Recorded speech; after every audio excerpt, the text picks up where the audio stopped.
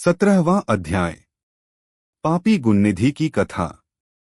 सूत जी कहते हैं, हे ऋषियों। तत्पश्चात नारद जी ने विनयपूर्वक प्रणाम किया और उनसे पूछा, भगवान शंकर कैलाश पर कब गए और महात्मा कुबेर से उनकी मित्रता कहाँ और कैसे हुई? प्रभु शिवजी कैलाश पर क्या करते हैं? कृपा कर मुझे बताइए। इसे सुनने के लिए मैं बहुत उत्सुक हूँ। ब्रह्मा जी बोले, हे नारद, मैं तुम्हें चंद्रमौली भगवान शिव के विषय में बताता हूँ। कांपिल्य नगर में यज्ञदत्त दीक्षित नामक एक ब्राह्मण रहते थे, जो अत्यंत प्रसिद्ध थे। वे यज्ञ विद्या में बड़े पारंगत थे। उनका गुणनिधि नामक एक 8 वर्षीय पुत्र था। उसका यज्ञोपवीत हो चुका था और वह भी बहुत सी विद्याएं जानता था, परंतु वह दुराचारी और जुआरी हो गया। वह हर वक्त खेलता कूदता रहता था तथा गाने बजाने वालों का साथी हो गया था। माता के बहुत कहने पर भी वह पिता के समीप नहीं जाता था और उनकी किसी आज्ञा को नहीं मानता था। उसके पिता घर के कार्यों तथा दीक्षा आदि देने में लगे रहते थे। जब घर पर आकर अपनी पत्नी से गुणनिधि के बारे में पूछते तो वह झूठ कह देती कि वह कहीं स्नान करने या देवताओं का पूजन करने गया है।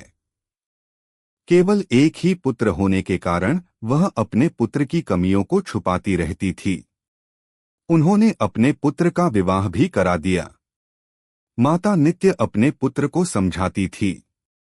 वह उसे यह भी समझाती थी कि तुम्हारी बुरी आदतों के बारे में तुम्हारे पिता को पता चल गया तो वे क्रोध के आवेश में हम दोनों को मार देंगे।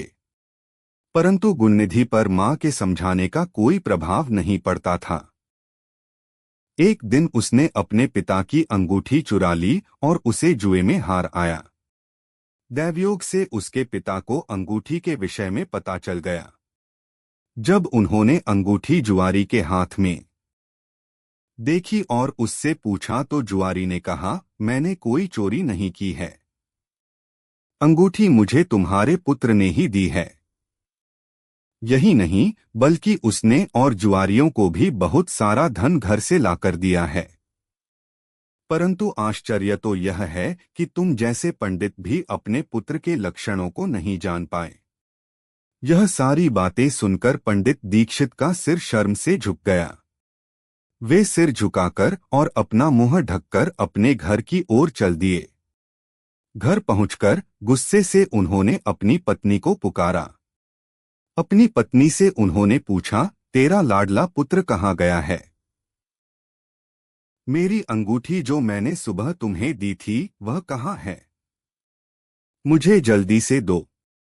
पंडित की पत्नी ने फिर झूठ बोल दिया, मुझे स्मरण नहीं है कि वह कहाँ है।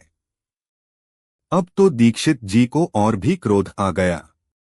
वे अपनी पत्नी से बोले, तू बड़ी सत्यवादिनी है, इसलिए मैं जब भी गुणनिधि के बारे में पूछता हूँ तब मुझे अपनी बातों से बहला देती है। यह कहकर दीक्षित जी घर के अन्य सामानों को ढूंढने लगे, किंतु उन्हें कोई वस्तु न मिली क्योंकि वे सब वस्तुएं गुणनिधि जुए में हार चुका था। क्रोध में आकर पंडित ने अपनी पत्नी और पुत्र को घर से निकाल दिया और दूसरा विवाह कर लिया।